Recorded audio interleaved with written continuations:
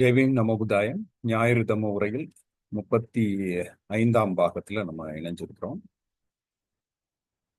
பாபாசாஹிப் doctor Ambedkar அவர்கள் எழுதிய புத்தரும் அவர் தம்மமும் நூலிலிருந்து இதுவரை நம்ம இந்த நூல் 4 அதை நம்ம பார்த்துட்டு வரோம். மதமும் தம்மமும் இதுல 4 பகுதிகள். அதுல 4வது பகுதியில நம்ம இருக்கிறோம். 4வது பகுதியை 6 டாபிக் இருக்கு. அந்த 6 டாபிக்ல நம்ம 2வது டாபிக் நல்லொழுக்கம் பத்தி பேசிட்டு இருக்கிறோம்.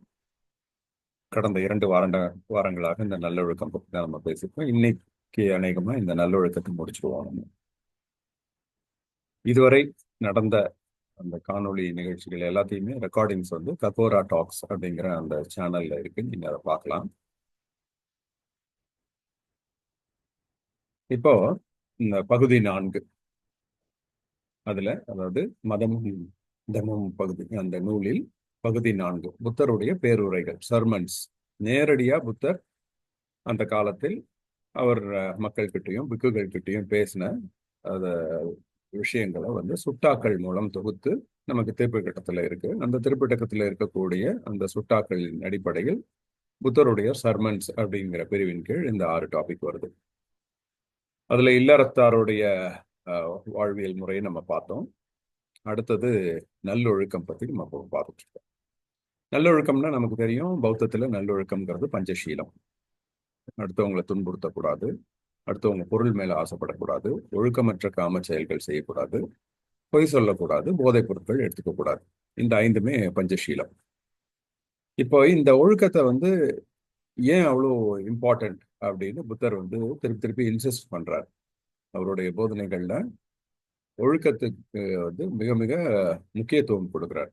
அதனாலதான் அது ஒரு பெரும் பகுதியா நம்ம தொகுத்து பார்த்துட்டு இருக்கோம்.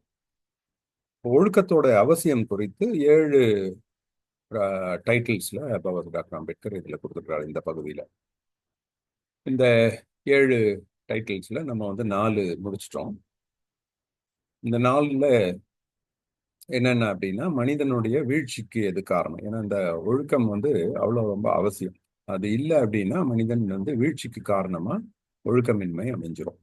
அப்ப எதெல்லாம் ஒரு மனிதனுடைய வீழ்ச்சிக்கு காரணம் அப்படின்னு நம்ம தெரிஞ்சுக்கிட்டு அதை நம்ம வெற்றி கொண்டுட்டோம் அப்படின்னா நம்ம வீழ்ச்சியில இருந்து நம்மளை காப்பாத்திக்கலாம். நம்ம எல்லாருக்குமே முன்னேறணும்னு தான் ஆசை இருக்கும். யாரும் நம்மளுடைய ப்ரெசன்ட் ஸ்டேட்டஸ்ல இருந்து இப்ப இருக்கக்கூடிய கண்டிஷன்ல இருந்து பின்னோக்கி போயிடக்கூடாதுங்கிறத நம்ம எல்லாருமே விரும்புறோம். அப்ப அப்படி போகாம இருக்கிறதுக்கு நமக்கு என்னென்ன அப்படின்னு தெரிஞ்சோம்னா அதை நம்ம தவிர்த்துக்கிட்டோம் அப்படின்னா நம்ம வீழ்ச்சிக்கு உள்ளாகாம நம்ம காப்பாற்றிக்க முடியும். இதுதான் இந்த 11 பாயிண்ட்ஸா கொடுத்துருக்காங்க. அடுத்தது மோசமான மனிதனுடைய குணங்கள் என்ன அப்படிங்கிறதையும் நம்ம பார்த்தோம். அது அப்படி சுருக்கமா சொல்லணும்னா, அடுத்தவங்களோட குறைய ஊதி பெருசாக்குறது, அதே சமயத்துல அடுத்தவங்களை பத்தின நல்ல விஷயங்களை மறைச்சிடுறது. அப்படி ஒரு மனுஷன் இருந்தா, அதே மாதிரி தன்னுடைய குறைகளை காமிச்சிக்கிறது இல்லை. அதை கூடுமான வரைக்கும் அதை வெளிக்காட்டாம, அதாவது தன்னுடைய நெகட்டிவ் ஆஸ்பெக்ட்ஸை மறைக்கிறது, தன்னுடைய புகழை ஓவரா பரப்ப நினைக்கிறது. அடுத்தவங்க குறையனா அதை ஊதி பெருசாக்குறோம், ஆனா நம்ம குறைய நம்ம இக்னோர் பண்ணிடுறோம். அடுத்தவங்க புகழை நம்ம மறைச்சிடறோம், ஆனா நம்ம புகழ் பயங்கரமா எல்லாருக்கும் சொல்றோம். இந்த மாதிரி ஒரு மனிதன் தான் மோசமான மனிதன் அப்படின்னு புத்தர் அவருடைய பேருரைகள்ல சொல்லியிருக்கிறார். அப்போ சிறந்த மனிதன் யாரு, ஒரு மோசமான மனிதன் யாருன்னு பார்த்தோம்னா அடுத்தது ஆட்டோமேட்டிக்கா நமக்கு வரக்கூடிய ஒரு கேள்வி, சிறந்த மனிதன் யார்? சிறந்த மனிதன் யாருன்னும் போது அந்த மனிதனையும் 4 வகையா பிரிச்சுட்டாரு. ஒண்ணு, தன்னுடைய நலன் மட்டும் பார்த்துட்டு அடுத்தவங்க நலனை பார்த்துக்கிறது இல்லை. அவனை சுயநலவாதின்னு நம்ம சொல்லுவாங்க. அவன் சிறந்த மனிதன் கிடையாது, அவன் சுயநலவாதி. தான் நலன்லயும் அக்கறை இல்லாம அடுத்தவங்க நலன்லயும் அக்கறை இல்லாம அப்படி போயிட்டான்னா அவன் தண்டம், வேஸ்ட். தன்னையும் பார்த்துக்கிறது இல்லை, அடுத்தவங்களையும் பார்த்துக்கிறது இல்லைன்னு அவனால இந்த சமூகத்துக்கு எந்த பயனும் கிடையாது. பொது நலன் மட்டும் பாவிச்சுட்டு தன்னுடைய நலனை பாவிக்கிறது இல்லை, அவன் ஒரு சிறந்த மனிதன். ஏன்னா அடுத்தவங்களுக்காக தன்னுடைய வாழ்க்கையை வாழ்றவன் அவன் ஒரு சிறந்த மனிதன். ஆனா தன்னுடைய நலன் மீதும் அக்கறை வச்சுட்டு அடுத்தவங்க நலன் மீதும் அக்கறை வைக்கிறான். அந்த 2ஐயும் பேலன்ஸ் பண்ணி செய்யறவன் தான் தலை சிறந்த மனிதன். ஏன்னா அவனாலதான் நீடித்து ஒரு நிறைய நாட்களுக்கு இந்த சமூகத்துக்கு பயனளிக்கக்கூடிய வகையில இருக்க முடியும். அது 2மே சேர்ந்து ஒரு மனிதன் கிட்ட இருந்தா அவன் தலை சிறந்த மனிதன் அப்படின்னு புத்தர் சொல்றாரு. இது ரொம்ப பிராக்டிக்கல் நமக்கு. ஏதாவது ஒரு ஒழுக்க பாடம் எடுக்கிற இடத்துல நமக்கு வந்து எல்லாருக்கிட்டையும் நல்லா இருக்கணும் அப்படின்னு சொல்லிட்டு போயிட்டாங்க அப்படின்னா அது நமக்கு நடைமுறைக்கு சாத்தியம் இருக்காது. ஏன் நம்ம கிட்ட பணம் இருந்தால் தான் நம்ம அடுத்தவங்களுக்கு எடுத்து கொடுக்க முடியும். அப்போ எவ்வளோ ப்ராக்டிக்கலாக வந்து புத்தி சொல்லுது. நம்ம கிட்ட பணம் ஃபர்ஸ்ட் சேர்த்துக்கணும், அதுக்கப்புறம் அதை நம்ம மட்டும் வச்சு அனுபவிக்காம அதை இன்னும் 4 பேருக்கு நம்ம கொடுத்து உதவணும் அப்படிங்கிற அந்த ஒரு ப்ராக்டிக்கல் ஒழுக்கத்தை வந்து போதிக்கிறது தான் பௌத்தம். இது புரிஞ்சிக்காம இருக்கிறவங்க தான் பௌத்தம்னா வந்து நடைமுறைக்கு ஒத்து வராது அப்படின்னு மேம்போக்கா சொல்லிட்டு போயிடறாங்க. அதனுடைய ஆழமான கருத்துக்கள் புரிஞ்சுக்கிட்டோம்னா ஒவ்வொரு விஷயத்திலும் புத்தர் கரெக்டா சிந்திச்சு நம்மளுடைய அன்றாட வாழ்க்கைக்கு பயனளிக்கக்கூடியதாகவும் நடைமுறைப்படுத்தக்கூடியதாகவும் தான் இருக்கும். அதனாலதான் புத்தர் சொல்றது வந்து அடிக்கடி அவர் சொல்றது என்ன அப்படின்னா, என்னால முடியும்னா உங்களால ஏன் முடியாது. ஒரு ரொம்ப ஒரு பாசிட்டிவ் ஹோப்ஃபுல் வேர்ட்ஸ் இது. என்னாலே முடியுது அப்படின்னா நம்ம கண்டிப்பா உங்களாலேயும் முடியும். அப்ப அந்த என்லைட்டன்மெண்ட் அவருடைய உயர்ந்த நிலையை எல்லாராலையும் அடைய முடியும். இந்த நம்பிக்கை தான் ஒரு பௌத்தருடைய அடிப்படை நம்பிக்கை. அப்போ அந்த என்லைட்டன்மெண்ட் ஸ்டேஜ் அப்படின்னா என்ன அப்படிங்கிற கேள்வி வரும் இல்லையா? அந்த விழிப்புணர்வு பெற்ற மனிதன், அதுதான் போதி நிலைன்னு சொல்றோம், சம்மா போதி அப்படின்னு சொல்றோம். அதுக்கு புத்தர் கொடுத்திருக்க பதில் வந்து நம்ம சென்ற வாரம் பார்த்தோம். அதாவது மனதை மயக்கும் விஷயங்களை ஒரு நமக்கு பற்று இருக்கும் இல்லையா, இதெல்லாம் வேணும் வேண்டாம் அப்படின்னு, அந்த பற்று தான் வந்து நமக்குடைய துன்பத்துக்கு காரணம் அப்படின்னு புத்தருடைய கண்டுபிடிக்கும். அப்போ இந்த பற்று முற்றிலும் துறந்தவர் தான் ஒரு என்லைட்டன் பர்சன்.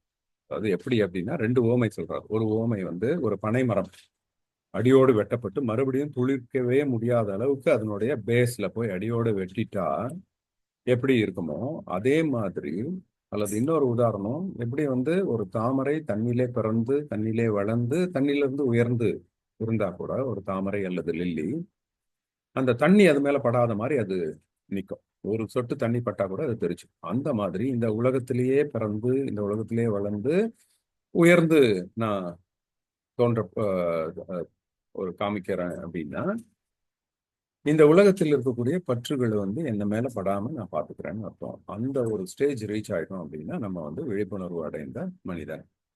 நான் வந்து என்ன விழிப்புணர்வு அடைந்த மனிதனா நீங்க கருதலாம் அப்படின்னு சொல்றாரு.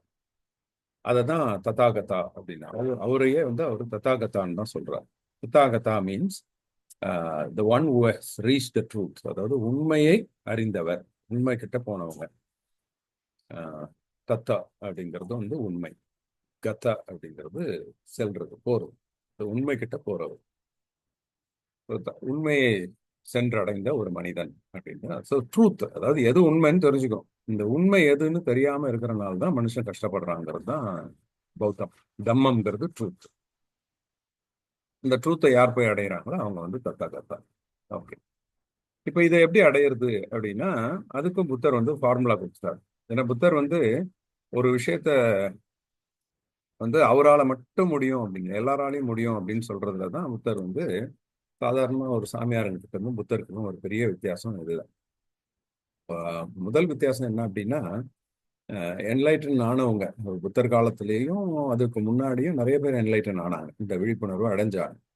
ஆனா என்ன அப்படின்னா நிறைய பேர் வந்து இது கடவுளோட அருள், சாமி எனக்கு கொடுத்தது, எனக்கு அது ஒரு சூப்பர் நேச்சுரல் பவர், எனக்கு ஒரு அமானுஷ்ய சக்தி அப்படின்னு சொல்லிக்கிட்டாங்க, சொல்லி தன்னை வந்து முன்னிறுத்திக்கிட்டாங்க. ஆனா அதுலதான் புத்தர் வந்து வேறுபட்டார். அவர் முதல்ல அவர் வந்து இது வந்து எனக்கு ஒன்றும் வெளியில இருந்தெல்லாம் கிடைக்கல, நான் பயிற்சி செஞ்சேன் அதனால எனக்கு கிடைச்சது அப்படின்னு அதை வந்து நேர்மையா ஒத்துக்கிட்டார். இந்த நேர்மை அதை அடையறதுக்கு வந்து ஒரு ஃபார்முலாவும் கண்டுபிடிச்சிட்டார். ஏன்னா எப்பயுமே வந்து ஒரு கணக்கு போடுறது விட அந்த கணக்கு போடுறதுக்கு வந்து ஒரு ஃபார்முலா கண்டுபிடிக்கிறான் பாருங்க, அவன் வந்து ரொம்ப இன்டெலிஜென்ட். ஏன்னா அவன் அந்த கண்டுபிடிக்கிற ஃபார்முலா தான் எல்லாருக்கும் யூஸ் ஆகும். அந்த மாதிரி அறிவு கூர்மை. ஸோ ஒன்று நேர்மை, அடுத்தது அறிவு. இந்த அறிவும் நேர்மை ரெண்டும் கலந்து புத்தர் வந்து மற்ற துறவிகள் கிட்ட இருந்து அங்கே வித்தியாசப்பட்டார். இந்த ஃபார்முலாவை டிசைன் பண்ணார். அதுக்கு அடுத்தது இந்த ஃபார்முலா வந்து எல்லாருக்கும் சொல்லி கொடுக்கணும்னு நினைச்சாரு. ஏன்னா நிறைய பேர் வந்து தனக்கு தெரிஞ்சிச்சு ஒரு ஃபார்முலாவும் டிசைன் பண்ணிட்டானா அவன் மட்டும் வச்சுப்பான், கணக்கை வந்து ரொம்ப ஃபாஸ்ட்டாக போட்டு கொடுத்துருவான். இப்போ நிறைய பேருக்கு வந்து பார்த்தீங்கன்னா எவ்வளோ கணக்கு சொன்னாலும் டக்கு டக்குன்னு பதில் சொல்லிடுவாங்க. எப்படி நீ சொல்ற அப்படின்னா சொல்ல மாட்டாங்க. ஏன் சொல்ல மாட்டாங்க அப்படின்னா ஒன்று அவங்களுக்கே அது தெரிஞ்சிருக்காது, அந்த ஃபார்முலாவை டிசைன் பண்ணுறது தெரிஞ்சிருக்காது. ஆனால் அவங்கள போட்டுருவாங்க. ஆனால் இப்படி தான் இந்த ஃபார்முலா தான் நான் பயன்படுத்துகிறேன் அப்படின்றத அந்த ஃபார்முலாவை டிசைன் பண்ண தெரியாமல் இருக்கலாம். இல்லைன்னா ஃபார்முலாவும் தெரிஞ்சிருக்கும், ஆனால் அதை நமக்கு சொல்லிக் கொடுக்க கூடாதுன்னு நினைப்பாங்க.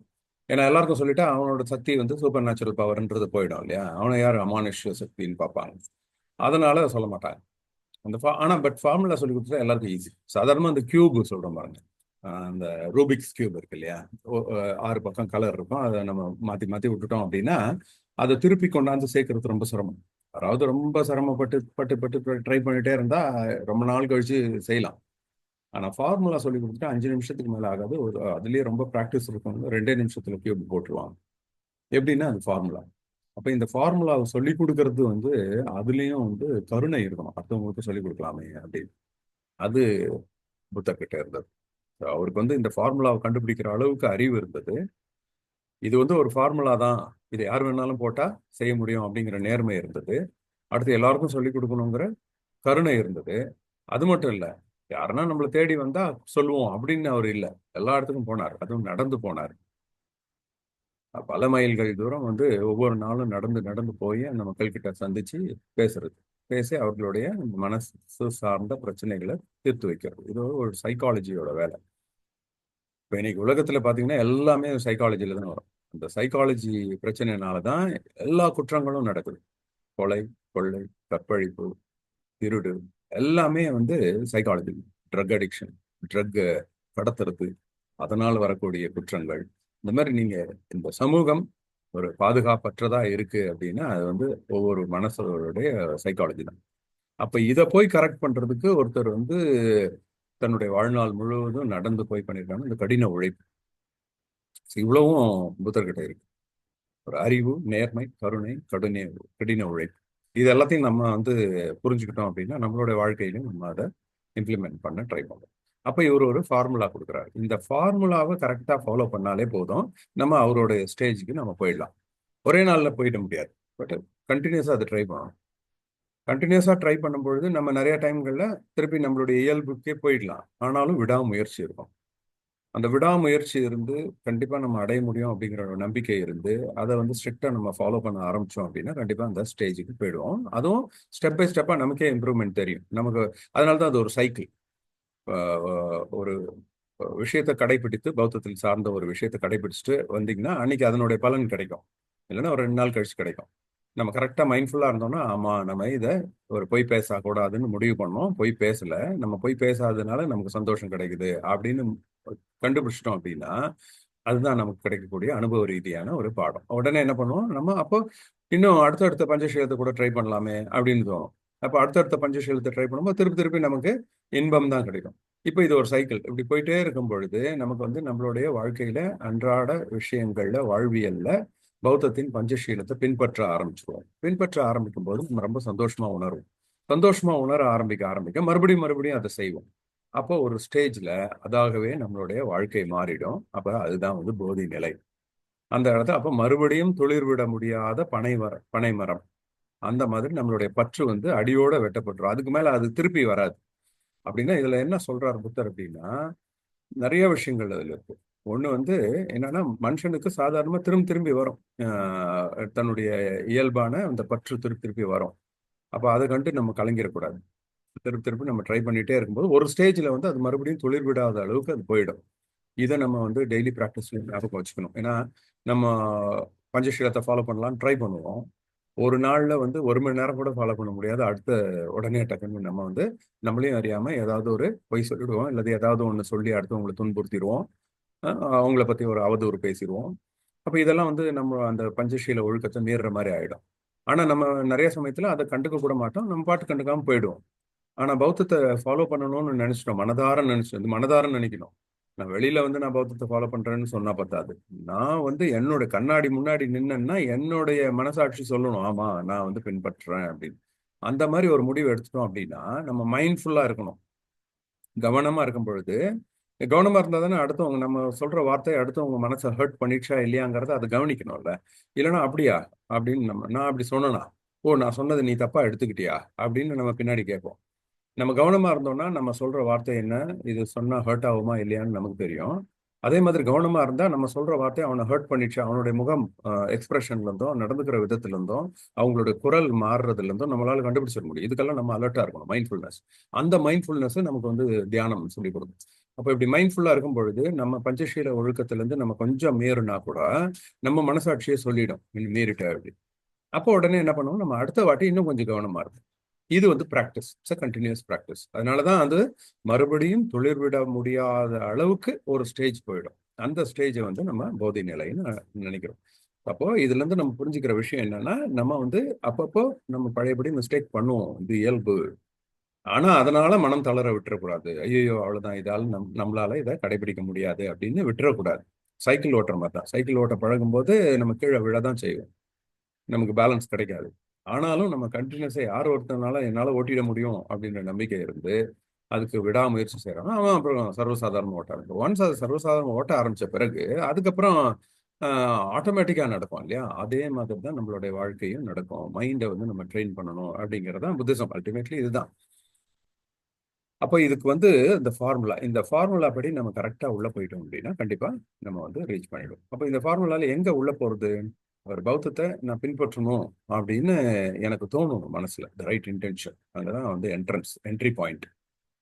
அதுக்குள்ள நுழைஞ்ச உடனே ஃபர்ஸ்ட் நம்ம என்கவுண்டர் பண்றது பஞ்சசீலம் தான். சரியான பேச்சு, சரியான செயல், சரியான வாழ்வாதாரம். இது மூணு தான். இது மூணு சேர்ந்தது தான் பஞ்சசீலம். அப்ப இந்த பஞ்சசீலத்தை நம்ம வந்து ஃபர்ஸ்ட் கடைபிடிக்க ஆரம்பிக்கணும். அப்புறமா தான் நம்ம வந்து மைண்ட்ஃபுல்னஸ் டெவலப் பண்ணிக்கணும். இது ரெண்டுமே இன்டர் ரிலேட்டட் தான். ஏன்னா நீங்க பஞ்சசீலத்தை கடைபிடிக்கிறீங்களா இல்லையான்னு உங்க மனசாட்சிக்கே சொல்றது உங்களுடைய மைண்டு. அது வந்து அலர்ட்டா இருந்தா மட்டும்தான் அது கண்டுபிடிச்சு சொல்லும். இல்லைன்னா நம்ம வந்து சர்வசாதாரணமா தப்பு பண்ணிட்டு நம்மளே கண்டுக்காம போயிட்டே இருப்போம். அப்ப அது மைண்ட்ஃபுல்னஸ். இது ரெண்டும் கலக்கும் போது நமக்கு வந்து ரைட் வியூ கிடைக்கும். கரெக்ட், நம்ம சந்தோஷமா தான் இருக்கோம், இதை செய்யறதுனால நமக்கு பாதுகாப்பா இருக்கு, மனசு வந்து படபடப்பு இல்லாம நிம்மதியா உணர்றோம் அப்படின்ற அந்த வியூ கிடைக்கும். அந்த வியூ கிடைக்க கிடைக்க நம்ம திருப்பி திருப்பி அதுக்கு ஸ்டிக் ஆன் பண்ணுவோம். இது வந்து அதான் தேனின் சுவை, அதை ருசிச்சவங்களுக்கு தான் தெரியுங்கிற மாதிரி தம்மத்தின் சுவை அதை ருசிக்க ருசிக்க நமக்கு வந்து தெரிய ஆரம்பிச்சிடும். இது அனுபவ ரீதியாக நம்ம உணரக்கூடியது. பட் இதை ட்ரை பண்ணணும்.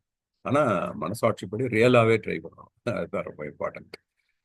அப்ப இந்த மாதிரி சரியான வழியில நம்ம போயிட்டோம் அப்படின்னா அதுக்கு வந்து முதல்ல நம்ம என்கவுண்டர் பண்றது பஞ்சசீலம், அந்த நல்லொழுக்கம்.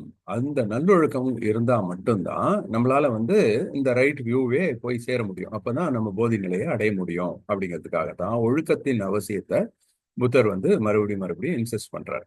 So, அந்த வகையில் இந்த 4 விஷயங்களை நம்ம பார்த்துட்டோம். அந்த அந்த மாதிரி இதெல்லாம் நம்ம புரிஞ்சுக்கிட்டோம் அப்படின்னா நம்ம அது மாதிரி வாழ ட்ரை பண்ணுவோம். இப்ப அடுத்து 3 கேள்விகள் இருக்கு. அதுல நீதியும் நேர்மையும் உள்ள நல்ல மனுஷன் யார்? இந்த கேள்வி வந்து நமக்கு ரொம்ப இம்பார்ட்டன்ட் தான். ஏன்னா ஒவ்வொரு சமயத்திலையும் நம்ம மனிதர்களை என்கவுண்டர் பண்ணும்போது இவன் நல்லவனா கெட்டவனா அப்படிங்கறத நம்ம அசஸ் பண்ணுவோம். அப்படி அசஸ் பண்ணாதான் கெட்ட மனிதர்கள் கூட நம்ம சேரக்கூடாது.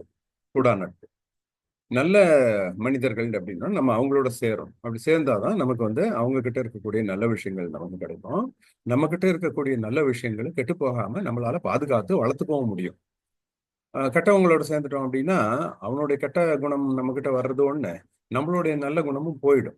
அப்போ அது வந்து டபுள் டேமேஜ் இது. அப்போ நம்ம கண்டிப்பா ஒவ்வொரு சமயத்திலையும் நம்ம வந்து பல்வேறு தருணங்கள்ல நம்மளோட வாழ்க்கையில நம்ம பிற மனிதர்கள், அதான சொசைட்டி. ஸோ அப்போ பிற மனிதர்களை நம்ம வந்து சந்திக்க வேண்டிய ஒரு சூழல் வரும்பொழுது அவங்க நல்லவங்களா கெட்டவங்களான்னு இமீடியட்டா ஒரு ஃபிராக்ஷன் ஆஃப் செகண்ட்ல அசஸ் பண்ண வேண்டியிருக்கு. இப்போ இதை அசஸ் பண்றதுக்கு ஒரு ஃபார்முலா கொடுக்குறார் புத்தர். அதுதான் நம்ம இந்த வாரம் ஆரம்பிக்க போறோம். நீதியும் நேர்மையும் உள்ள நல்ல மனிதன் யார் அப்படிங்கிற கேள்வி. இப்போ பார்த்த உடனே இவன் நல்லவன்பா, இவன் கூட சேரலாம் அப்படின்னு நமக்கு தோணும். ஐயோ, இவன் வந்து சரியானவன் கிடையாது, இவன் கூட சாவகாசம் வச்சுக்கிறது நமக்கு நல்லது இல்லை அப்படின்னு நமக்கு தோணும். இந்த பகுத்து அறிவு, இது நல்லது இவன் கெட்டவன் அப்படின்னு அந்த பகுத்து அறிகிற புத்தி தான் பகுத்தறிவு. இதுதான் ரைட் வியூ, இதுதான் சம்மாதித்தி. இந்த சம்மாதித்தி இருக்கிற ஒரு பௌத்தர் தன்னை வந்து பாதுகாத்துக்க முடியும், தன்னுடைய நல்ல பண்புகளை வளர்த்துக்க முடியும், தன்னுடைய நல்ல பண்புகள் மூலம் அடுத்தவங்களுக்கு உதாரணமா இருந்து அடுத்தவங்களுடைய நல்ல பண்புகளையும் வளர்த்துக்க முடியும். இதுதான் பௌத்தம். ஓகே, அப்போ இந்த ஃபார்முலா என்ன அப்படின்னா மனுஷனை வந்து 4 வகையா பிரிக்கிறார். எப்படி நம்ம ஏற்கனவே பார்த்தோம், சுயநலவாதி, தண்டம், இல்லைன்னா ஒரு சிறந்த மனிதன், இல்லைன்னா தலை சிறந்த மனிதன் அப்படின்னு பார்த்தோம் இல்லைங்களா? அதே மாதிரி இப்ப ஒரு சின்ன ட்விஸ்ட். அதே கேட்டகரைசேஷன் தான், ஆனா வேற மாதிரி இப்ப சொல்ல போறாரு. அப்ப மனுஷனை வந்து 4 வகையா பிரிக்கலாம். ஒண்ணு என்ன பண்ணணும், நம்ம ஏற்கனவே பார்த்ததுதான், சுயநலம் மட்டும் இருக்கும், அடுத்தவங்களை பத்தி கவலைப்படாது. ஆனா இது எதுல அப்ளை ஆகுதுன்னா இப்ப வந்து தம்மத்தை பின்பற்றுறதுல அது அப்ளை ஆகுது. அப்போ தம்மத்தை பின்பற்றுறது தான் மட்டும் பின்பற்றிக்குவான், ஆனா அடுத்தவங்களை பத்தி கவலைப்பட மாட்டான், அடுத்தவங்களுக்கு அதை சொல்லி கூட கொடுக்க மாட்டான். அப்ப அப்ப பற்றுகளிலிருந்து விடுபடும் தம்மத்தை தான் மட்டும் பின்பற்றுவான். ஆனா அடுத்தவர்களை அதை பின்பற்றுறதுக்கு தூண்ட மாட்டான். தீய எண்ணங்கள்ல இருந்து தான் மட்டும் விடுபட நினைப்பான். ஆனா அடுத்தவங்கள அதை விடுபடுறதுக்கு தூண்டுறதுக்கு ஆனா முயற்சிகள் எடுக்க மாட்டான்.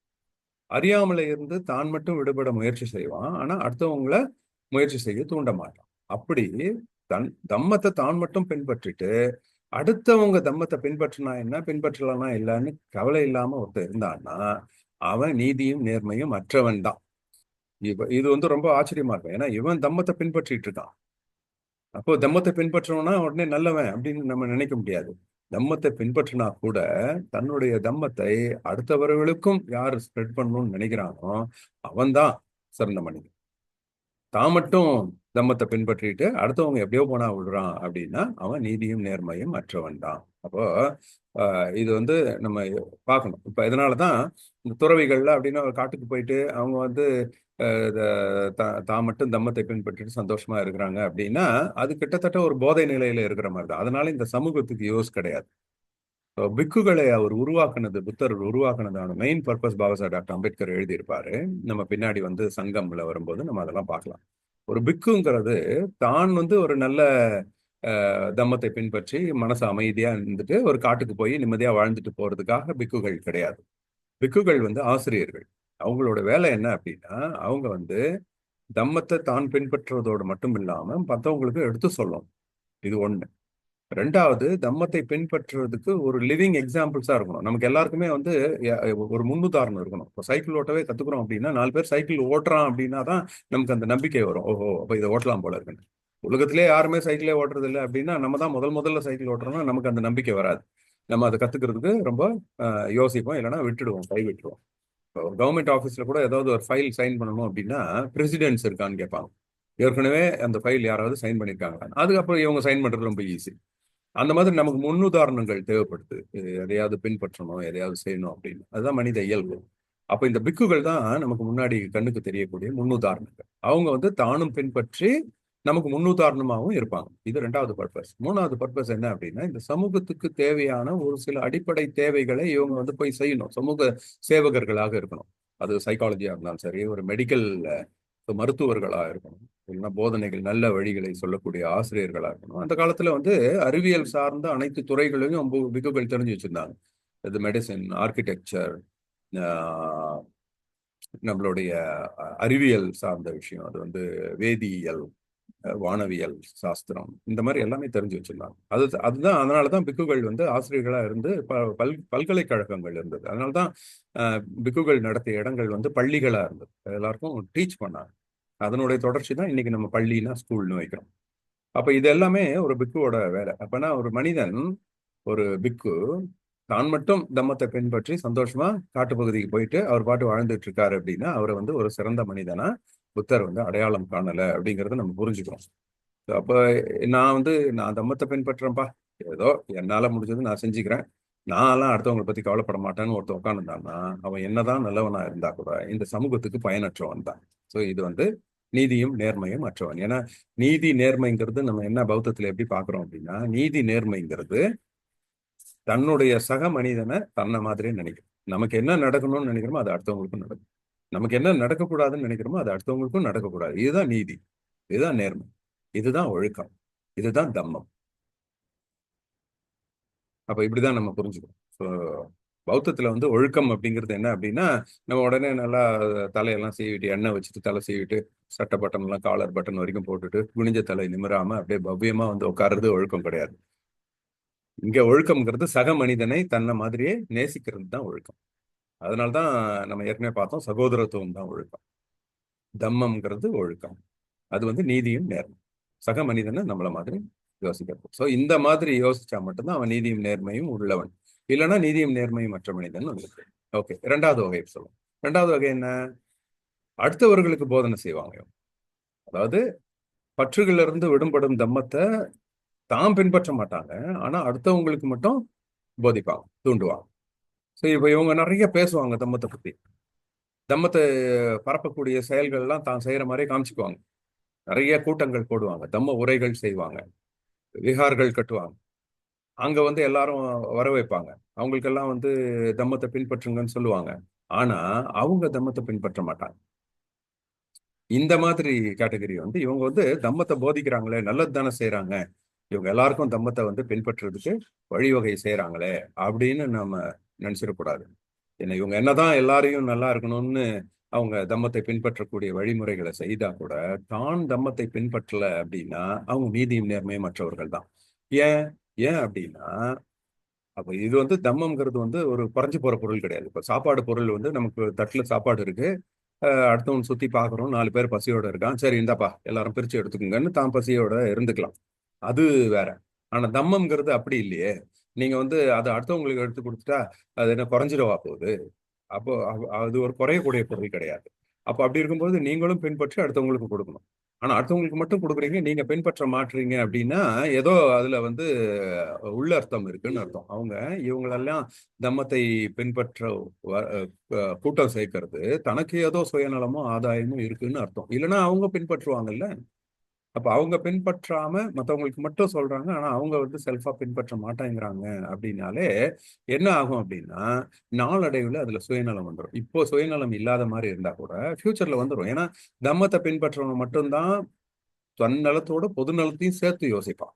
தம்மத்தை பின்பற்றாதவன் சுயநலம் யோசிப்பான். அப்ப சுயநலவாதியா இருக்கும் பொழுது என்ன ஆகும்னா, நாளடைவுல இந்த மக்கள் மூலம் தனக்கு என்ன ஆதாயம் கிடைக்கும் அப்படின்னு பார்ப்போம். அப்ப இவங்களெல்லாம் சேர்த்து வச்சு தனக்கு ஒரு புகழோ, அல்லது இவங்களெல்லாம் சேர்த்து வச்சு அவங்க கிட்ட இருந்து உண்டியல்ல காசு வாங்கி தன்னை வந்து செல்வத்தை பெருக்கிறதுக்கு முயற்சி செய்யறதோ, ஏதோ ஒரு அடிப்படை சுயநலம் இவன் மனசுக்குள்ள வந்துடும். இது வராம இருக்கணும்னா இவன் ஃபர்ஸ்ட் தம்மத்தை பின்பற்றணும்.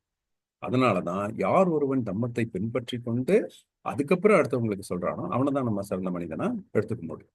இது மறுபடியும் இதையும் நம்ம கவனிக்கணும். எடுத்த எடுப்புல வெளி தோற்றத்துல பார்க்கும்போது அவர் வந்து ரொம்ப நல்லவர்ப்பா, எல்லாருக்கும் இதெல்லாம் நல்லா செய்யறாரு அப்படின்னா அவர் போய் என்ன ஃபாலோ பண்றாருங்கிறத நம்ம பார்க்க வேண்டியிருக்கு. இதுதான் வந்து சுபத்தாக்கு புத்தர் கொடுத்த அறிவுரை. அதான் புத்தருடைய கடைசி சுட்டான் கூட சொல்லலாம். அவர் இறக்கும் தருவாயில இருக்கக்கூடிய கடைசி போதனை வந்து சுபத்தா. சுபத்தா வந்து கேள்விப்படுறாரு, புத்தர் இறக்க போறாருன்னு. உடனே அங்க போறாரு. ஒரு கஷ்டப்பட்டு உள்ள போய் புத்தர்கிட்ட அவர் வைக்கிற கேள்வியே, எத்தனையோ பேர் என்லைட்டன்ட் பர்சன் சொல்றாங்க, தான் விழிப்புணர்வு அடைந்த மனிதன், தான் தான் வந்து மகான், தான் தான் ஞானம் அடைந்தவன் அப்படின்னு நிறைய பேர் சொல்லிக்கிறாங்க. ஏன்னா அந்த காலத்துல நிறைய பேர் இருந்தாங்க. அப்ப அப்படி இருக்கும் பொழுது நான் வந்து யாரை விழிப்புணர்வு அடைந்த மனிதன் நான் எப்படி கண்டுபிடிக்கிறது அப்படின்னு சொல்றேன். அப்போ இவரு புத்தர் சொல்றாரு, அவன் விழிப்புணர்வு அடைந்தானா இல்லையா அப்படின்னுலாம் நீ வந்து கவலைப்படாத. ஆனா நீ என்ன பார்க்கணும் அப்படின்னா, இந்த எண் வழி மார்க்கத்தை அவன் பின்பற்றுறானா அப்படின்னு மட்டும் பாரு. எண் வழி மார்க்கத்தை ஒருத்தன் பின்பற்றான் அப்படின்னா அவன் நல்லவன், அவன் கூட நீ இணைந்து செய்யலாம். யார் ஒருத்தன் எண் வழி மார்க்கத்தை பின்பற்றலையோ அவன் வந்து விழிப்புணர்வு அடைந்தானா இல்லையாங்கிறதெல்லாம் உனக்கு கவலை இல்லை, அவன்கிட்ட நீ சேராத அப்படிங்கிறது சுபதாக்கு கொடுத்த அறிவுரை. இதே தான் நம்ம இங்கேயே எடுத்துக்கிறோம். ஸோ யார் ஒருத்தர் வந்து தம்மத்தை வந்து பரப்புறதா நினைச்சு நிறைய செயல்கள் செய்யறாரோ அவர் உண்மையிலே தம்மத்தை பின்பற்றுறாரான்னு மட்டும் நம்ம பார்க்கணும். இந்த எண் வழி மார்க்கத்தை பின்பற்றுறாங்களான்னு பார்க்கணும். அவங்க பின்பற்றக்கூடிய நபர்களாக இருந்தா கண்டிப்பா நம்ம அவங்களோட இணைந்து செயல்படலாம். அவங்க அதுல இருந்து டிவியேட் ஆகுறாங்க அப்படின்னா ஏதோ ஒரு சுயநலம் அங்க இருக்கு, நம்மள வந்து ஏமாத்த ட்ரை பண்றாங்கன்னு அலர்ட் ஆயிடும். இந்த பகுத்தறிவு இதுதான் வந்து பௌத்தம். ஏன்னா பகுத்தறிவு இருந்தா நம்ம ஏமாற மாட்டோம், எது நல்லது கெட்டதுன்னு நமக்கு தெரிஞ்சிடும். அதே மாதிரி தம்மத்துல வந்து கருணை இருந்தா நம்ம யாரையும் ஏமாத்த மாட்டோம். அப்ப ஏமாத்தலையும் ஏமாறலையும் அப்படின்னா இந்த உலகில ஏற்றத்தாழ்வு எப்படி வரும்? ஏற்றத்தாழ்வு தானே நமக்கு பிரச்சனையே. சமத்துவம் தானே நமக்கு வேணும். அப்போ ஏமாத்தக்கூடாது, ஏமாறக்கூடாது. ஏமாறாம இருக்கணும்னா பகுத்தறிவு, ஏமாத்தாம இருக்கணும்னா கருணை. பகுத்தறிவும் கருணையும் இணைந்ததுதான் பௌத்தம். அதனாலதான் பௌத்தத்தை நம்ம பின்பற்றணும்னு நினைக்கிறோம். சரி, எல்லாரும் பௌத்தம் பின்பற்றினா தானப்பா இந்த உலகம் நல்லா இருக்கும் அப்படின்னா, எல்லாரும் பின்பற்றணும்னா அதுக்கு முன்னுதாரணம் தேவைப்படுது இல்ல. அந்த முன்னுதாரணமா இருக்கிறது தான் நம்ம. இப்ப இன்னைக்கு யாரெல்லாம் மனதார பௌத்தத்தை பின்பற்றணும்னு முடிவு பண்றோமோ நம்ம தான் முன்னுதாரணமா இருக்கிறோம். நம்ம முன்னுதாரணமா இருக்கிறதுனால நமக்கும் சந்தோஷம் கிடைக்கும், நம்மளை பார்த்து அடுத்தவங்களும் பின்பற்றுவாங்க, அதனால நமக்கு திருப்பியும் சந்தோஷம் கிடைக்கும். இந்த உலகமே ஒரு சமத்துவம் வாய்ந்த ஒரு உலகமா, அட்லீஸ்ட் நம்ம இருக்கிற ஃபர்ஸ்ட் வீட்டுல இருந்து ஆரம்பிப்போம். வீட்டுல நம்ம தம்மத்தை பின்பற்ற ஆரம்பிச்சோம்னா நம்ம ஸ்பௌஸ், கணவனோ மனைவியோ அவங்க பின்பற்ற ஆரம்பிப்பாங்க. அது நம்ம 2 பேரையும் பார்த்துட்டு குழந்தைங்க பின்பற்ற ஆரம்பிப்பாங்க. அப்ப அந்த குடும்பம் நல்லா இருக்கும், அந்த குடும்பம் வந்து சந்தோஷமா இருக்கும். கண்டிப்பா அந்த குடும்பத்துல இவங்களுக்குள்ள வரக்கூடிய பிரச்சனைகள்லாம் கண்டிப்பா தீர்ந்துடும். அது வந்து நம்ம எக்ஸ்பீரியன்ஸ் பண்ண தெரியும். எந்த ஒரு பிரச்சனைனாலும் இவங்க உட்காந்து பேசிடுவாங்க. அந்த குடும்பம், ஒரு தம்மத்தை பின்பற்றக்கூடிய குடும்பம் வந்து அதை அனலைஸ் பண்றதே வேற மாதிரி இருக்கும். இந்த மாதிரி நம்ம வந்து முன்னுதாரணமா இருக்கணும். ஸோ அடுத்தவங்களுக்கு சொல்றது மட்டும் முக்கியம் கிடையாது, தானும் பின்பற்றி அதுக்கு முன்னுதாரணமா வாழணும். அப்படி இருந்தா மட்டும்தான் அது நல்லது. அடுத்தது மூணாவது வகை என்ன? யூஸ்லெஸ், பயனற்றவன். தானும் தம்மத்தை பின்பற்ற மாட்டான், அடுத்தவங்களையும் பின்பற்ற சொல்ல மாட்டான். அவனுக்கு எதை பத்தியும் அக்கறை கிடையாது. இவன் பார்க்கும்போது அவன் எந்த வம்பு தும்புக்கும் போறது இல்லப்பா, அப்பாவி, அவன் பாட்டு இருக்கிறான் அப்படின்னு நம்ம நினைக்க கூடாது. அவன் வேஸ்ட். தானும் பின்பற்றது கிடையாது, அடுத்தவங்களையும் பின்பற்றதுக்கு தோன்றது கிடையாது. அப்படின்னா அவனால் இந்த சமூகத்துக்கு எந்த பயனும் கிடையாது. அப்ப எதுதான் ரொம்ப பயன் அப்படின்னா, நீதியும் நேர்மையும் உள்ள மனிதன் யார் அப்படின்னா, இந்த தம்மத்தை தானும் பின்பற்றி அடுத்தவங்களையும் பின்பற்றுறதுக்கு தூண்டுறான். அதுக்கு டைம் செலவு பண்ணணும், கொஞ்சம் சிரத்தை எடுக்கணும். புத்தர் நடந்து போய் அவங்க மக்களை சந்திச்சு, இண்டிவிஜுவலாவும் சந்திச்சார், தனி மனிதனையும் சந்திச்சாரு, குடும்பங்களை சந்திச்சாரு, கூட்டங்களை சந்திச்சாரு, அரசர்களை சந்திச்சாரு. அதன் மூலம் நாடுகளை மாத்தினாரு, ஆட்சிகளை மாத்தினாரு, ஒட்டுமொத்த சமூகத்தையும் மாத்தி காமிச்சிட்டாரு. அவருடைய தம்மத்தை பின்பற்றுறதுனால பின்னாடி வந்த அசோகர் 300 ஆண்டுகள் மௌரிய பேரரச போரே இல்லாத ஒரு நாடா இந்த உலகத்துக்கே உதாரணமா நடத்தி காமிச்சார். அது தம்மத்தினுடைய வெற்றி. அது நாளடைவில் அழிஞ்சிடுச்சு. இப்ப மறுபடியும் தம்மத்தை நம்ம வந்து மீட்டெடுக்கணும்னு டாக்டர் அம்பேத்கர் வந்து இந்தியாவில் முயற்சி செய்ததுக்கு காரணம் இந்த ஒட்டுமொத்த சமூகம். அது வந்து ஒரு குறிப்பிட்ட சமூகம்னு கிடையாது, ஒட்டுமொத்த சமூகமே இந்தியா முழுவதும் ஒரு அமைதியான, நிம்மதியான ஒரு சமூகமா இருக்கணும். அது அப்படியே உலகத்துக்கும் நம்ம தலை சிறந்த உதாரணமா இருக்கணும். உலகெங்கிலும் இந்த தம்மம் பரவணும் அப்படிங்கறத நோக்கம். அது இருந்தா கண்டிப்பா வந்து போரே இல்லாத ஒரு உலகம். யோசிச்சு பாருங்க எவ்வளவு நல்லா இருக்கும். நம்ம செய்திகள்ல பார்த்துக்கிட்டே தான் இருக்கோம். அப்போ போர் அப்படிங்கிறது 2 நாடுகளுக்கே இருக்கக்கூடிய போர் மட்டும் இல்ல, 2 ஊர், 2 குடும்பம், 2 நபர், தனிநபர். அதனால தானே கொலை, கொள்ளை, கற்பழிப்பு, சூசைட், இது எல்லாமே ஒவ்வொரு மனிதனுக்குள்ளேயும் இருக்கக்கூடிய அந்த போர் தான். இந்த போரை வந்து தடுக்கணும் அப்படின்னா அது வந்து தம்மம். அப்ப தம்மத்தை தானும் பின்பற்றி அடுத்தவங்களையும் பின்பற்ற வைக்கிறவன் ஒரு நீதியும் நேர்மையும் உள்ள மனிதன் அப்படின்னு சொல்லுவோம். அடுத்தது நல்ல செயல்களை ஏன் செய்யணும்? இப்ப நல்ல செயல்கள் செய்யறது தான் ஒழுக்கம் இல்லையா? அது ஏன் செய்யணும் அப்படிங்கிறத புத்தர் சொல்றாரு. அவர் புத்தர் வந்து ஒரு சமயம் தன் சக பிக்குகள் கிட்ட பேசுறது என்ன அப்படின்னா, நல்ல செயல்களை செய்யறதுக்கு பயப்படாதீங்க. ஏன்னா நல்ல செயல்ங்கிறது என்ன அப்படின்னா இன்பத்துக்கு இன்னொரு பெயர். நீங்க எல்லாருக்கும் வந்து அடைய விரும்புறது என்ன அப்படின்னா மகிழ்ச்சி, சந்தோஷம், இன்பம். இந்த விஷயத்துக்கு இன்னொரு பேர் தான் நல்ல செயல். நீங்க நல்ல செயல் செஞ்சீங்கன்னா ஆட்டோமேட்டிக்கா இன்பம் வரும். இன்பம் இஸ் ஈக்குவல் டு நல்ல செயல். நல்ல செயல் செஞ்சீங்கன்னா இன்பம் தன்னாலே வரும். இதுக்கு நானே சாட்சி அப்படிங்கிறாரு. அவர் அடிக்கடி அவருக்குள்ள கேட்டுக்கிட்டு இருந்தான், நான் இவ்வளவு சந்தோஷமா நிம்மதியா இருக்கிறேனே, அதுக்கு நான் என்ன செஞ்சேன் அப்படின்னு அவர் கேட்பார். அப்ப அவருக்கு கிடைக்கக்கூடிய கேள்வி என்னன்னா இந்த 3 விஷயம்தான். ஒண்ணு கருணை, மற்றவங்கள வந்து நம்மள மாதிரி நினைக்கிறது, அந்த ஒழுக்கம். சக மனிதனை நேசிக்கக்கூடிய ஒரு பண்பு, தானம், நமக்கு இருக்கிறத மற்றவங்களோட ஷேர் பண்ணிக்கக்கூடிய அந்த சேரிட்டி மைண்ட், தானம், இதுதான் அந்த கருணை. அடுத்தது இப்ப கருணையோட இருக்கணும் அப்படின்னா நம்ம மைண்ட் அந்த மாதிரி யோசிக்கணும் இல்லையா? அதுக்கு மைண்டை வந்து நம்ம கண்ட்ரோல்ல வைக்கணும். மைண்ட் கண்ட்ரோல் நம்ம கண்ட்ரோல்ல வைக்கணும்னா மைண்ட் நம்ம கண்ட்ரோல்ல இருக்காது. அவனுக்கு எது கொடுக்கணும் அப்படின்னு நம்ம மைண்ட் சொல்லும் உள்ள இருக்கு. அதை நம்ம மைண்டை வந்து கண்ட்ரோல் பண்ணணும். கொடுக்கலாம் அப்படின்னு நினைச்சா கூட நம்ம மைண்ட் வந்து பயங்கர போராட்டமா இருக்கும். கொடுக்க வேணாம், கொடுக்கலாம், கொடுக்க வேணாம் அப்படின்னு கடைசியில கொடுக்க வேணாங்கிறது தான் ஜெயிச்சோம். அப்போ இதை வந்து நம்ம மைண்டை வந்து கண்ட்ரோல் பண்றதுக்கு பயிற்சி செய்யணும். கடுமையான மன பயிற்சி, அதன் மூலம் மனம் கண்ட்ரோல் வந்த உடனே நம்ம அறிவு சார்ந்து எந்த விஷயத்தை இதை செய்யலாம் அப்படின்னு அதை செய்ய முடியும். ஒரு விஷயம் தப்புன்னு நமக்கு தெரியும், அறிவோட யோசிச்சோம்னா தெரியும். சரி அது வேணாம் அப்படின்னு நினைக்கும் போது மனசு பதைக்கும். ஐயோ விட்டுட்டோமே, சே ஒரு சந்தோஷம் போயிடுச்சு, ஐயோ ஜாலியா இருந்திருக்க வேண்டியது நம்மளால, ஏன் இப்படி, சரி போடா அதை போய் அனுபவிச்சுப்போம் அப்படின்னு மைண்ட் உடனே ஸ்ட்ராங்கா அதுல போயிடும். இதை வந்து நம்ம கட்டுப்படுத்தணும்னா மைண்ட் கண்ட்ரோல். யாருக்கு ஒருத்தருக்கு மைண்ட் ஸ்ட்ராங்காக இருக்கோ அவனால ஈஸியா வந்து ஆபத்துல இருந்து தப்பிச்சுக்க முடியும். இதுதான் வந்து புத்தர். அப்போ இந்த 3 விஷயங்கள் தான் நல்ல செயல்கள். இந்த 3 நல்ல செயல்கள் தான் எனக்கு வந்து மன நிறைவையும் நிம்மதியும் கொடுத்துருக்கு. அப்ப நல்ல செயல்கள் செய்ய வேண்டிய அவசியம். அப்ப அப்படின்னா நல்ல செயல்னா என்ன? நல்ல செயல்ங்கிறது என் வழி மாறுதல் ரொம்ப முக்கியமான ஒரு இடத்துல வருது இல்லையா? இப்ப நம்ம பௌத்தத்தை பின்பற்றணும் அப்படின்னு நம்ம முடிவு பண்ண உடனே நம்ம வந்து என்கவுண்டர் பண்ற முதல் விஷயம் என்ன நம்ம சந்திக்கக்கூடியதுன்னா நல்ல பேச்சு, நல்ல செயல், நல்ல வாழ்வாதாரம். அப்ப இந்த நல்ல செயல் அப்படிங்கிறது அங்க வருது. இப்ப நல்ல செயல்னா என்னன்னு தெரிஞ்சுக்கணும். தெரிஞ்சாதானே நம்ம நல்ல செயல் செய்ய முடியும். இல்லைன்னா அந்த டெஃபினிஷனே இல்லாததுனால ஆளாளுக்கு ஒன்று நினைச்சிட்டு இதெல்லாம் நம்மளால முடியாதுப்பா அப்படின்னு நினைச்சிடும். என்ன நல்ல செயல்? பஞ்சசீலத்துல நல்ல செயல்கள் எதுன்னு வருது. கொல்லாமை, துன்புறுத்தாமை, அடுத்த உயிரை, அது வந்து சக மனிதனா இருந்தாலும் சரி, சக உயிர் பிற உயிரினமா இருந்தாலும் சரி, அதை வந்து உயிர் வதை செய்யறது தவிர்க்கிறது. அடுத்தவங்க பொருளை அபகரிக்க நினைக்காம இருக்கிறது. அடுத்தது ஒழுக்கமற்ற காம செயலை தவிர்த்தல். இது மூணும் வந்து இந்த நல்ல செயல், சம்ம கமெண்டோ அதுல வருது. பொய் சொல்லாம இருக்கிறது வந்து சம்ம வாச்சா, அது நல்ல பேச்சுல வருது.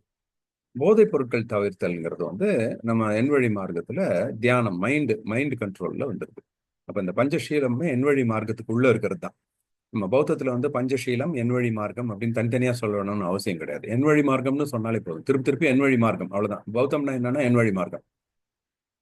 நீங்க புத்திஸ்டா? ஆமா. என்ன பண்ணுவீங்க? என் வழி மார்க்கத்தை பின்பற்றுவோம், அவ்வளவுதான். நம்ம இப்ப நிறைய கேள்விகள் வருது. புத்திஸ்ட்னா என்ன சடங்குகள் பண்ணணும், இந்த ஃபங்க்ஷன்னா எப்படி பண்ணணும், இதை அப்படி, அத அதெல்லாம் முக்கியமே கிடையாது. புத்திஸ்ட்னா என்ன அப்படின்னா நீங்க என் வழி மார்க்கத்தை பின்பற்றணும், அவ்வளவுதான். ரொம்ப சிம்பிள்.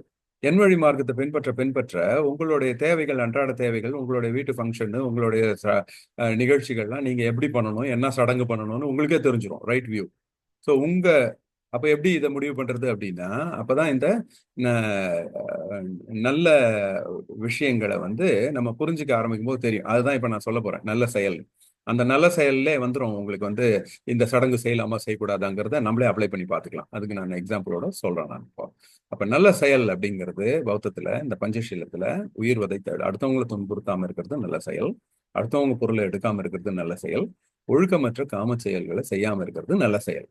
இப்போ இதை அப்படியே நேர்மறையா சொல்லணும் அப்படின்னா, உயிர்வதை தவிர்த்தல் அப்படின்னா நான் அடுத்தவங்களை துன்புறுத்தாம இருப்பேன் அப்படின்னா, அப்ப துன்புறுத்தாம இருக்கிறேன் அப்படின்னு நான் பாட்டு உட்கார்ந்துருக்க கூடாது. இங்கதான் பௌத்தம் என்ன சொல்லுது?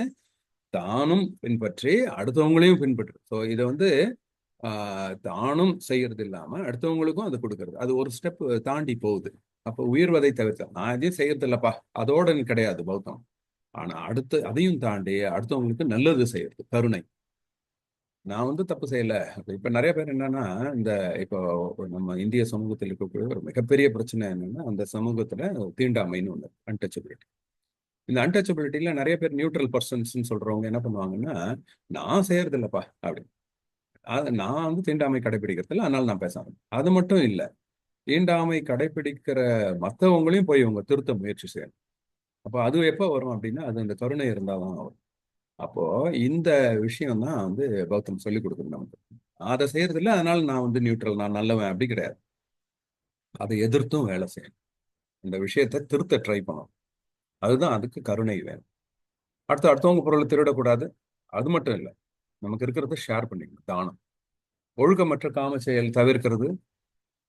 அப்போ பகுத்தறிவு வேணும். எது வந்து ஒழுக்கமான காம செயல், எது ஒழுக்கமற்ற காம செயல்னு பிரித்து அறியக்கூடிய பகுத்தறிவு இருக்கும். இந்த பகுத்தறிவு இல்லைன்னா அவன் ஒழுக்கமற்ற காம செயலில் ஈடுபடுவான். ஏன்னா ஒழுக்கமற்ற காம செயல்ங்கிறது அது ஒவ்வொரு கல்ச்சருக்கு ஏற்ற மாதிரி மாறும் இல்லையா? இங்க ஒரு ஒரு சில ட்ரைப்ஸ் எல்லாம் பார்த்தீங்கன்னா, அவங்க வந்து அவங்க வீட்டில் வந்து ஒரு மனைவினா அந்த அவங்க சகோதரர்கள் வந்து அவங்க அது ஒரே மனைவியா இருப்பாங்க அப்படின்னு ஒரு சில ட்ரைபல் கல்ச்சர்லாம் இருக்கு. அதை வந்து இன்னொரு கல்ச்சர்ல பார்த்தீங்கன்னா அது வந்து தப்பாயிடும்.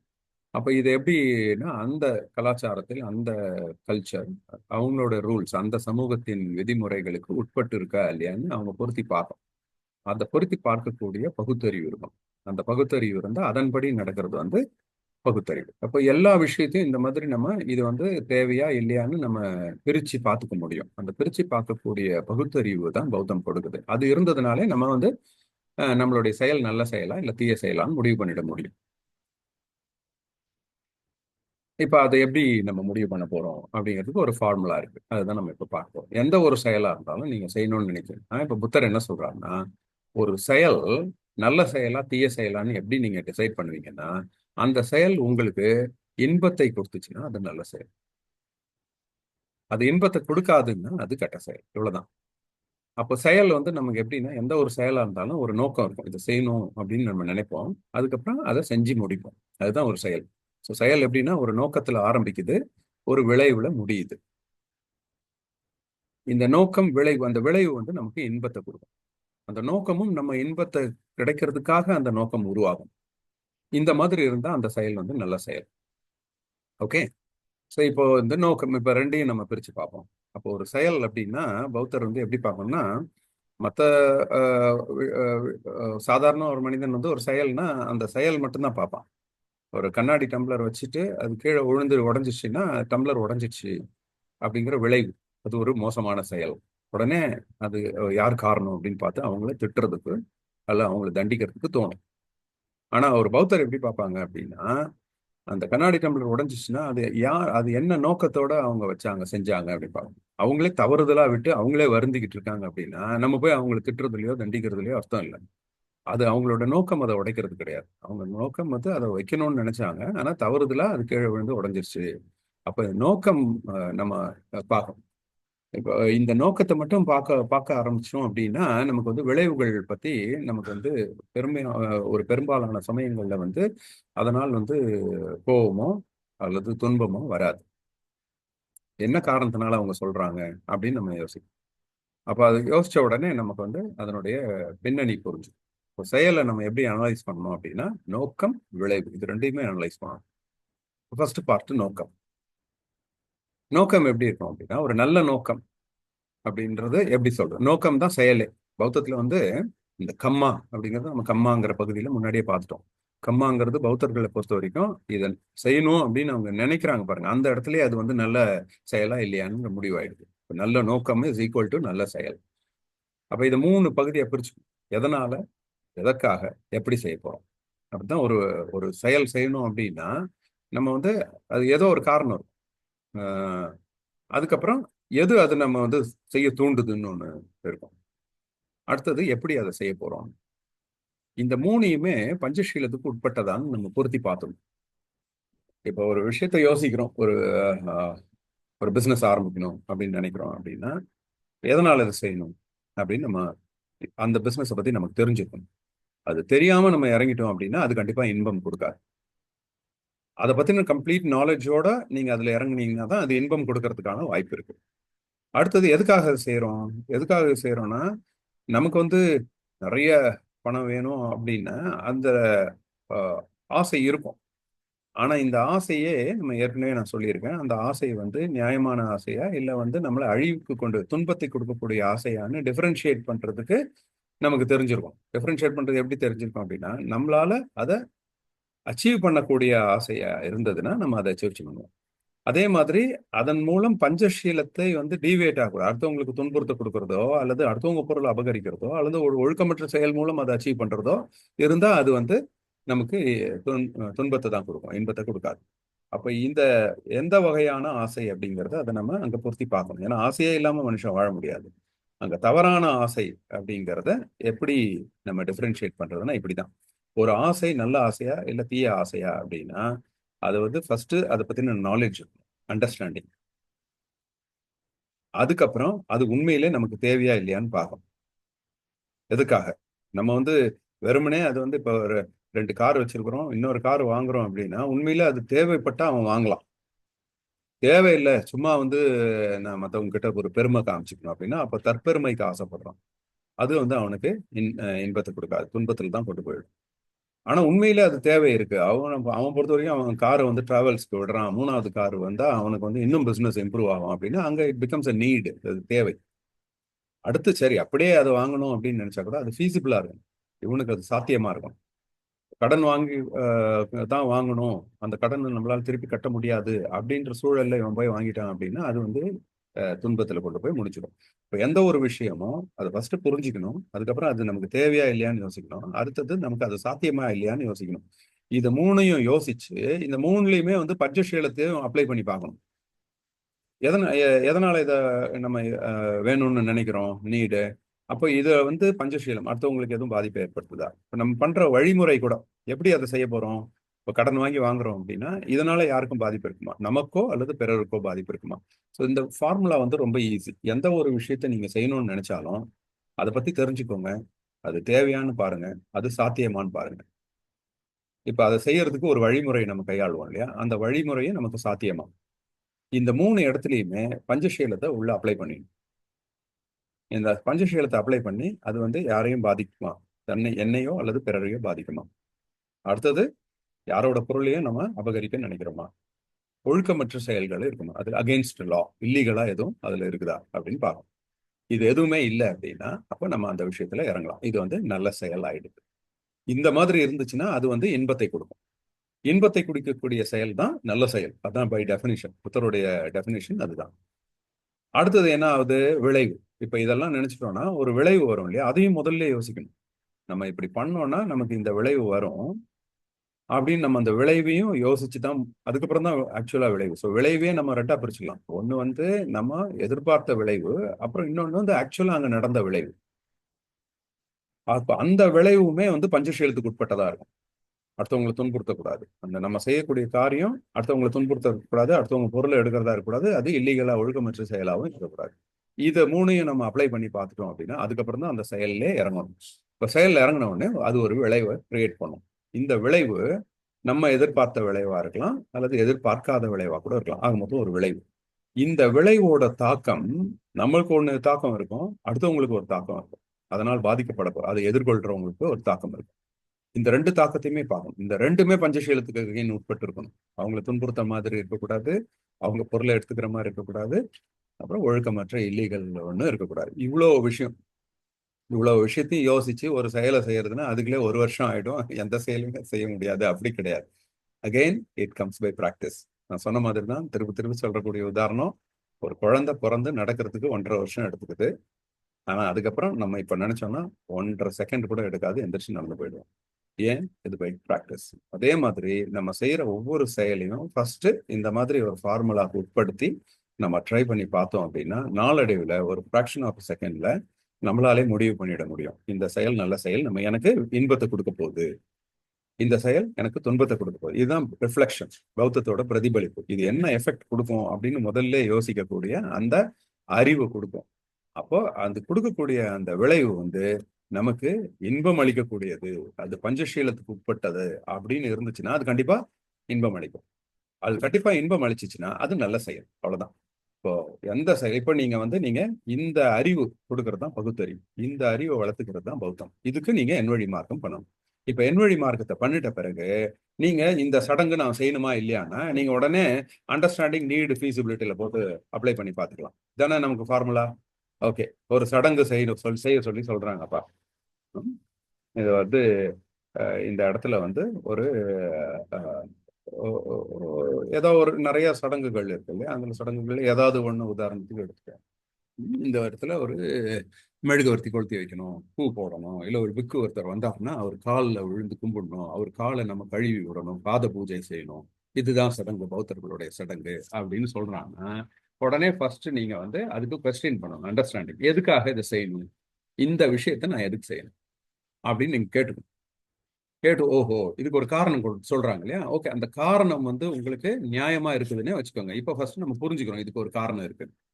அடுத்தது அது நமக்கு தேவையா, அந்த இடத்துல நம்ம அதை செய்யணுமா, செஞ்சாதான் அதை அவன் சொல்ற அர்த்தம் வந்து அதுல பொருந்துமா அப்படின்னு பார்ப்போம். அடுத்தது நமக்கு அது சாத்தியமானு பார்ப்போம். ஒரு பண்டிகை கொண்டாடுறதுனா கூட இதே தான்.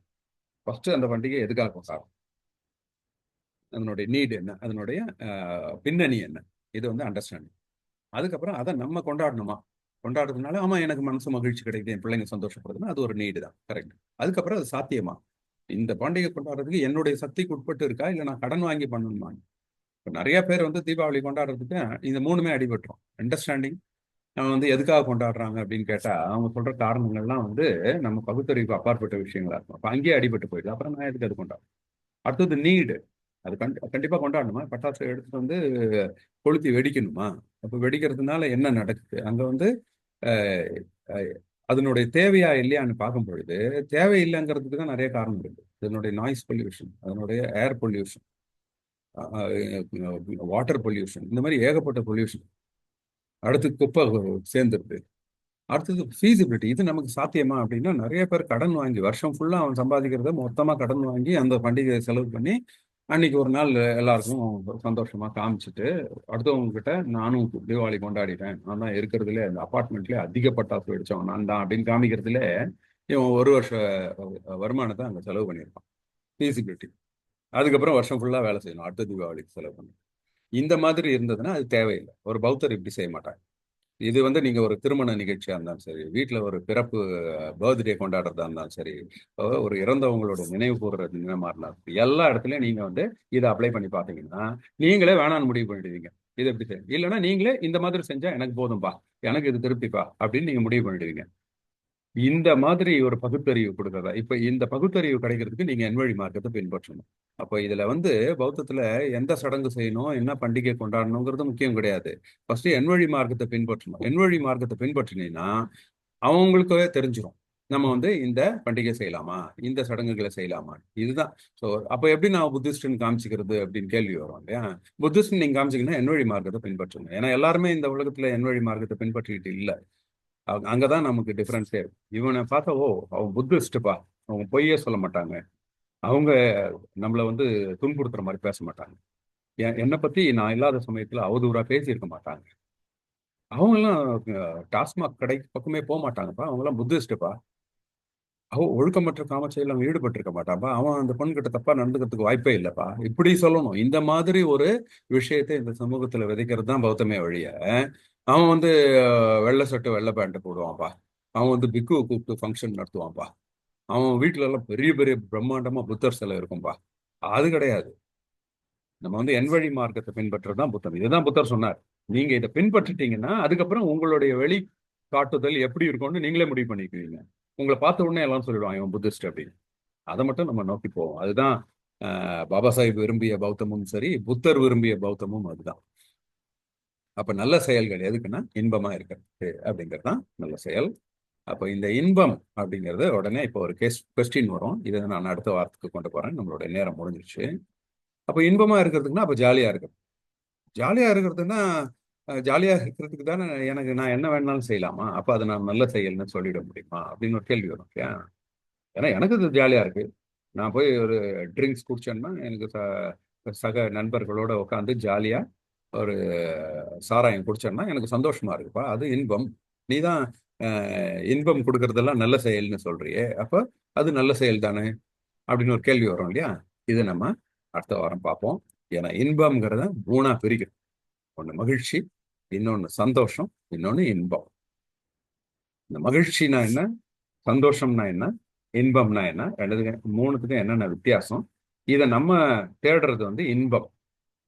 இந்த மகிழ்ச்சி நம்ம நினைச்சிட்டு இருக்கிறது இந்த மகிழ்ச்சி அதை தான் இன்பம்னு நினைச்சிட்டு இருக்கோம். ஆனா அது கிடையாது. இதை வந்து மூணையுமே தனித்தனியா பிரிச்சு நான் அடுத்த வாரம் டீட்டெயில்டா எக்ஸ்பிளைன் பண்ணேன்னா அப்போ உண்மையான இன்பம் என்ன அப்படிங்கிறது தெரிஞ்சும். அந்த இன்பத்தை நீங்க ஒரு தடவை டேஸ்ட் பண்ணீங்கன்னா அது பக்கம் தான் போவீங்க. நீங்க நினைச்சிட்டு இருக்கிற இன்பம்ங்கிறது இந்த மகிழ்ச்சி சந்தோஷம் எல்லாம் என்ன பிரச்சனை இருக்கு அதுல அப்படிங்கிறத நான் வந்து சொல்லுவேன். அப்போ அதை நம்ம வந்து விட்டுடுவோம். இந்த மகிழ்ச்சியை வந்து தியாகம் பண்ணி நீங்க இன்பத்துக்கு போகணும்னு அவசியம் இல்லை. எக்ஸ்சேஞ்ச் பண்றீங்க. இந்த மகிழ்ச்சிக்கு பதிலாக நீங்க இன்பத்தை அடையும். அதை விட சுப்பீரியர், அதை விட அதிகமானதை நம்ம அடைய போறோம். இதுதான் அடுத்த வாரத்தோட டாபிக்கா இருக்க பொழுது. இத்துடன் இந்த காணொலி நிகழ்ச்சியை நான் நிறைவு செய்துக்கிறேன். ஜெய்பீம், நம புதாய. காணொலியில் இணைந்திருந்த அனைவருக்கும் என்னுடைய நன்றி தெரிவிச்சுக்கிறேன். ஒரு 10 நிமிடம் மட்டும் நம்ம கலந்துரையாடல் செய்துட்டு 9:15க்கு நம்ம நிறைவு செய்துக்கலாம். தேங்க்யூ.